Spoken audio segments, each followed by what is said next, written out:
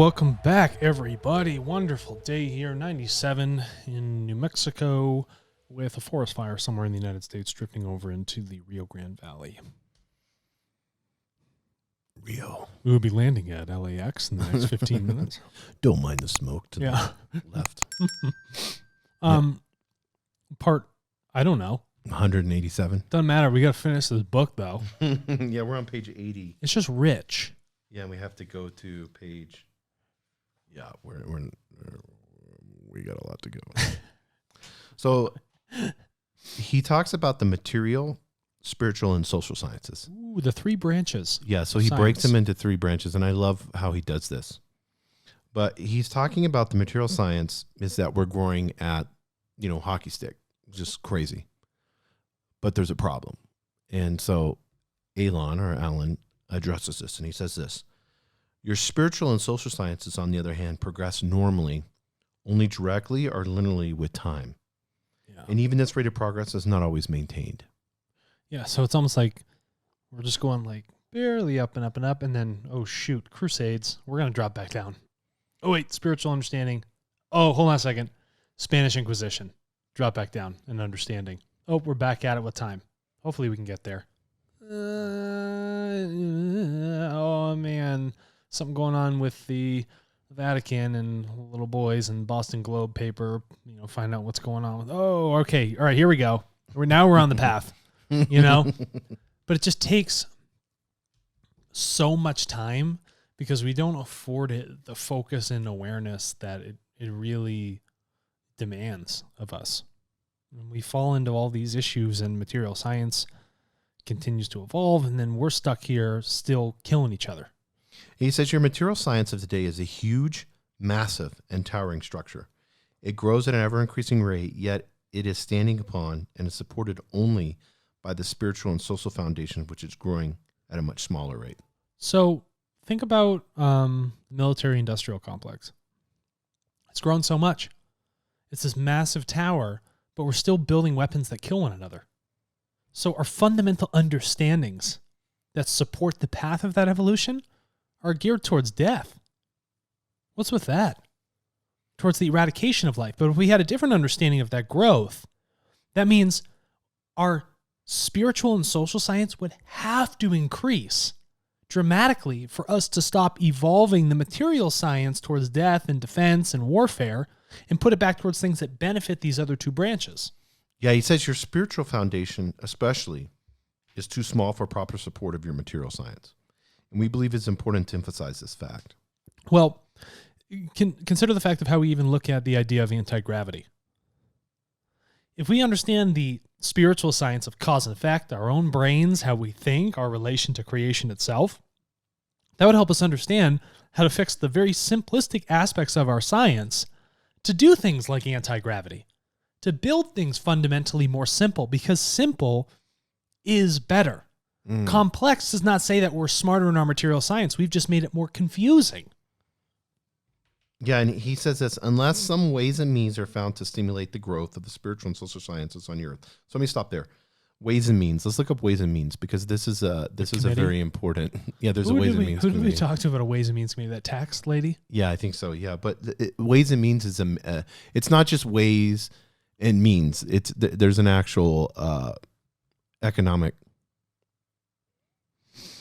Yeah, so the Ways and Means Committee is the chief tax writing committee of the United States House of Representatives. They have jurisdiction over all taxation, tariff, and revenue-raising measures for all programs like Social Security, unemployment benefits, Medicare, and child support, blah, blah, blah. But the philosophy of ways and means is it's almost like the balance scale. Yeah, it's about balancing methods and resources for go. accomplishing something in a system that has to have an expenditure.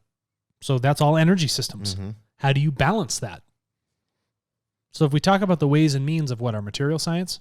Yeah, to stimulate the growth of the spiritual and social sciences. So, when you look at that definition in particular, I think that's more of a philosophical definition, macro. Yeah. Then you can understand that when we're looking at, because he's using the ways and means for growth. Yeah. So we're looking at it with growth. How do we want to balance our growth? Yeah. And so when you look at these three things and you have this massive, huge tower that's built off. I always picture those big towers in Dubai. Yeah. But That's actually what I was thinking of. Yeah. So you have this big, huge tower, which is our material science, technology, social media, everything that we have, internet, everything we have going on today. But it's built on sand, which is Dubai. Now, they have great engineers and, everything's super safe and these buildings are amazing. But what if the building was built with just one part of it? Just let's see how high we can get it. Yeah. And there was no structural foundation. There's no balance. It's foundationally levered in the wrong direction. And then any sort of wind that comes by, it's got nothing foundationally to support itself on.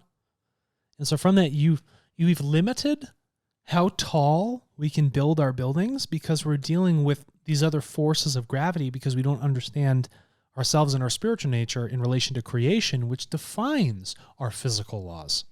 Yeah, he says, on those matters which are material instead of spiritual, this will cause your civilization to collapse. He said this in 1960. If we do not respect one another, but our material science grows and it becomes a big sort of flex fest between like the US and China and Russia, like the three of us, it's like who's got the bigger, badder nuke, who can launch it faster. It's guaranteed wipe each other out. We'll cease to exist. Why? Because we had no respect for spiritual and social science and only dealt with the flexing of one thing, and then the ego took over with absolutely zero understanding for other human beings. And technology decided our future because we fundamentally did not control our actions with that technology. We let technology just control its own thing. Oh, this rocket's more efficient than this one. Want to bet? Yeah, I'll launch it faster. Oh, great. Look what you did. You nuked the entire planet. There's nothing left to exist. Why? Because you didn't come to a social understanding of countries and a spiritual understanding of the thing that actually threads us all together. Yeah, and he says this, already many articles have appeared in your newspaper magazines commenting on the rapid rise of what they describe as juvenile delinquency. This is funny. This is in 1960. This is so great.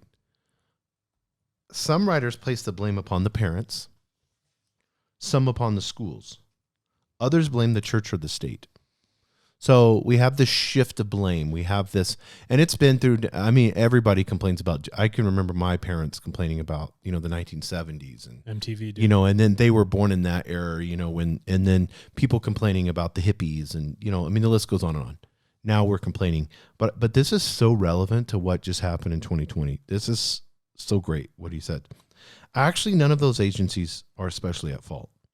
The condition is due principally to the fact that the majority of the youth of your generation feels insecure. They feel insecure because technology is not their foundation. The understanding of themselves and social dynamics. When you are like going through middle school or high school and all these little social cliques are going on, are they worried about the technology holding the social clique together? No. It's the understanding of the commonality of the group. But these groups think they have different commonalities. But when you don't give them a foundational understanding, you have bullying, you have hate, you have suicide, you have people being delinquent, you have them going against authoritative figures because they're being oppressed in their free will and their choice and their understanding of themselves. Why do you think why do they think they're so depressed? That's what this is coming from. They lack spiritual and social understanding as a group, and it's not their fault. It's just not taught. What do you go to school for? You're going to learn about history. You're going to learn about math and science. Has anyone taught any of these kids about their spirit? Has any of them taught about their social interconnectedness with everyone else around them? No.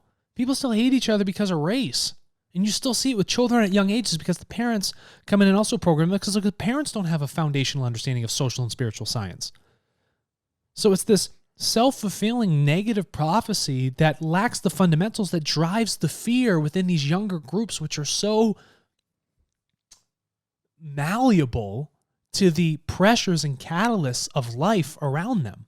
But they have no foundation to root themselves into. There's nothing strong there for them. And when they don't have that, you're in constant fear of the catalysts of the world and society around you. But the one thing they do know is that they have a cell phone and they can go on the cell phone and do those things, but it's not affording them understanding of themselves. I think this is more relevant now than ever because insecurity is, we have more mental health issues with youth than we've ever had. Yeah. And insecurity in and of itself has been caused because of the structures. So we had before in 1950s, 60s, and 70s, you still had a religious structure, faults, whatever it may, who cares? We had patriotism, whatever, especially here in the United States. So you had a nationalistic, patriotic structure. Mm-hmm. You had a religious structure. You had a school structure that people were no sir, yes ma'am. And I'm not saying all this is right or wrong. I'm just saying there was a basic, because I don't want to sound like a conservative right now, because I'm not. I'm slamming these systems. But I'm saying even though the systems were false, there was a security there, because we're talking about insecurity. Mm-hmm. There was a security there of, I'm going to go to school, I'm going to get good grades, I'm going to be respectful, I'm going to play sports, I'm going to go to an Ivy League college, I'm going to get a job, I'm going to work for 30 years, I'm going to get a retirement, I'm going to buy a house, I'm going to have 2.1 children, mm-hmm. you know, and the point one's the dog. Yeah. The golden retriever. Yeah, exactly. And then hopefully, you know, I'm going to live my life as a good American citizen. All of that is in upheaval right now. Yeah. All of those systems are being questioned, which is good. They should be. They should be all the time. But it creates insecurity in this younger generation because they're looking at politics to a 20-year-old is not relevant. No.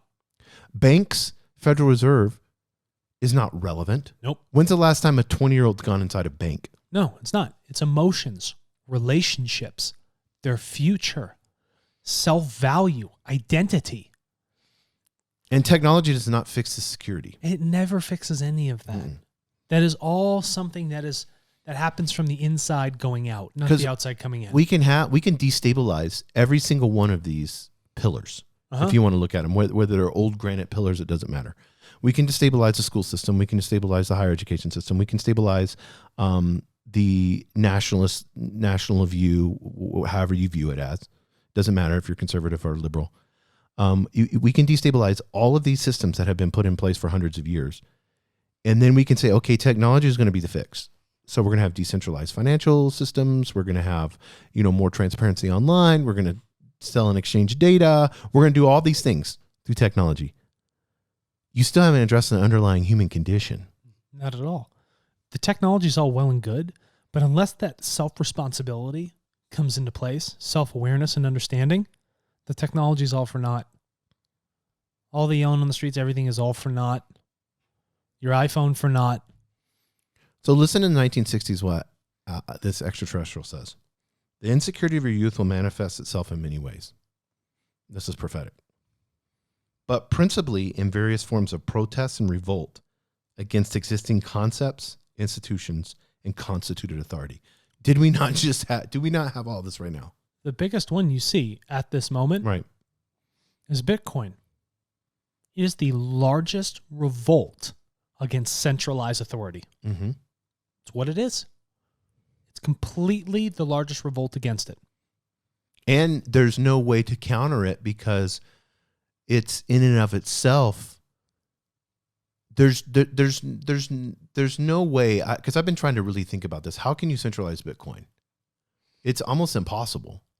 I mean, you could, if all the 1% got together and just bought it all, and knocked the price to 500,000 and just purchased it all, then they would own it. Mm-hmm. There's 120 million. So, but is there enough money in the world where you could raise the value of Bitcoin that high and then be able to, all the 1% to be able to purchase it? Or they buy up all the server farms or whatever it might be. Yeah. There's ways around that, but are they willing to make that type of infrastructure investment in cryptocurrency? They're not. No. So in and of itself, I went online last night because Bitcoin's been dropping. So I've been buying it when I get a little bit of money here and there.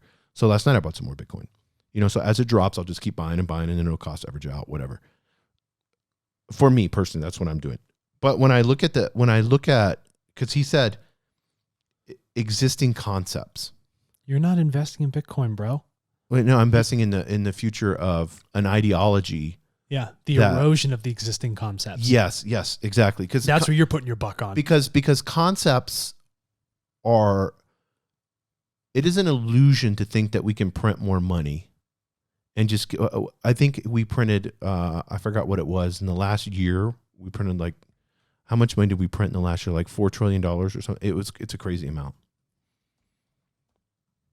Because there's something that happens when you begin to print money that you can't control. It starts with the I. It's called inflation. Yeah, 9 trillion.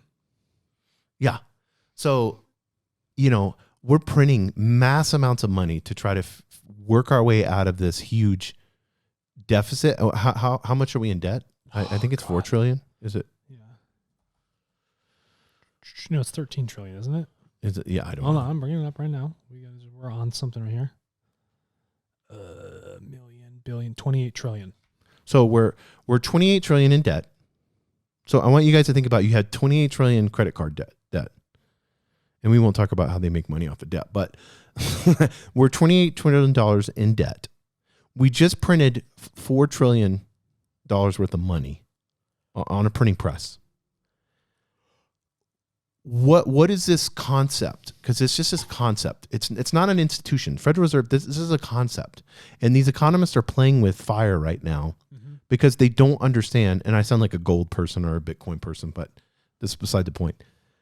They don't understand what they're creating long term, and the insecurity, here's the word again. Yeah. The insecurity that's going to be happening for these youth. Do they think that they'll have an economy or a job to get into? Do you know how many freaking kids commit suicide because they're worried about getting a job post-college?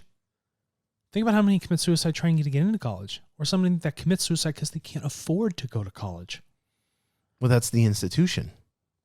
Because we create this debt to finance this sort of false economic reality of what growth looks like. And then to pay that off, the amount of energy we put into that system cannot match the amount of artificial stimulus, synthetic stimulus that comes in to pay off that debt. Well, look up student debt. How much is student debt? This will shock you. Does it have that on there? Yeah. Student loan debt in the United States. It's 1.74 trillion. So these young people that are experiencing insecurity, they're in an institution that is decaying and dying. Colleges are decaying and dying. Yep. They are irrelevant. They have not kept up with technology in the least bit. They are based solely off of their name, of who they are, and people have these networks that they can put into that. And then now it's even worse because what you have institutions. I remember, I'm old, but back in the day, you went to college to challenge all your assumptions. Mm-hmm. Not anymore. They tell you what to assume. Exactly. It's a little widget factory maker, but you wanted to go, the whole idea of college was to become independent, become an adult, figure yourself out, experiment, try different things. I was listening to a guy the other day in the 1970s, and he was like, with the LSD and all that stuff, his professor came up to him and said, hey, we're doing this LSD experiment. Let's try this. I know you've been having these fears, so we're going to microdose some LSD and then see if we can help you with the fears. And then they did that. And I'm not suggesting this, but this was happening in the 70s. But then the next day, the professor came over to his dorm and sat down and had like a 45-minute conversation with him. That is not happening. No. Well, and I'm not saying LSD. And he said what was really cool was another professor came by his dorm and gave him a book to read on poetry. And he's like, you really need to understand poetry, because when you understand English literature, it's going to open up so much for you. I know you're wanting to be a CEO of a company or you're wanting to do this, but if you can truly understand the English language and be able to speak and be able to have that ability to be able to communicate properly, then, and poetry is one of the best ways to, because there are rhymes. It's like songs. We can remember that. And he's like, I don't see that nowadays. There's not, it's the same. We just had a Tartle episode with doctors. Yeah. Same scenario.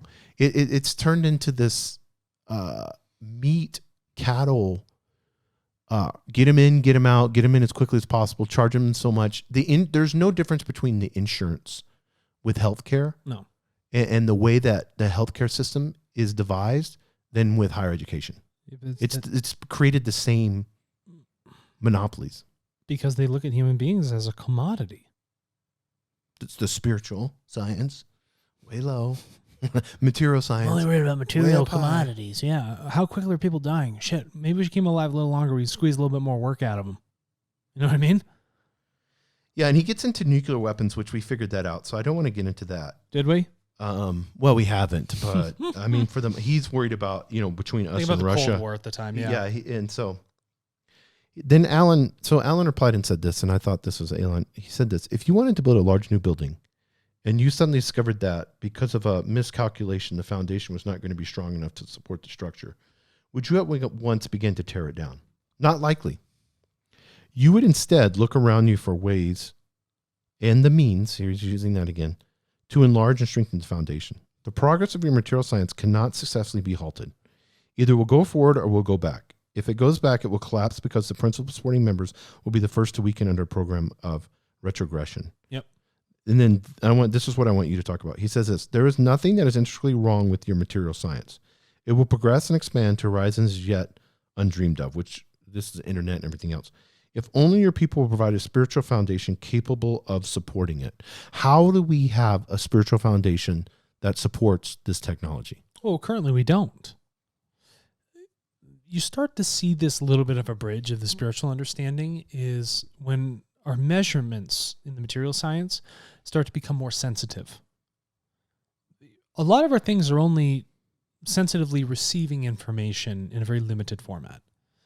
And one of the earlier steps towards increasing that understanding of the spiritual science and having the material science help drive the importance of it and seeing the effect of the spiritual on the material was pretty much the Princeton study that they did with the random number generator.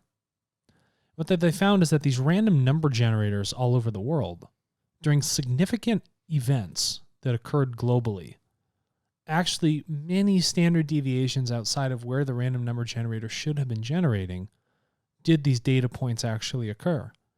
So human consciousness on a spirit level coming together were having a direct effect on material science. But it was a very limited, not albeit sensitive instrument of a random number generator.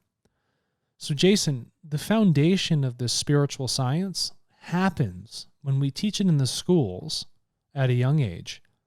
And the value of it is also carried over into material science as a proof.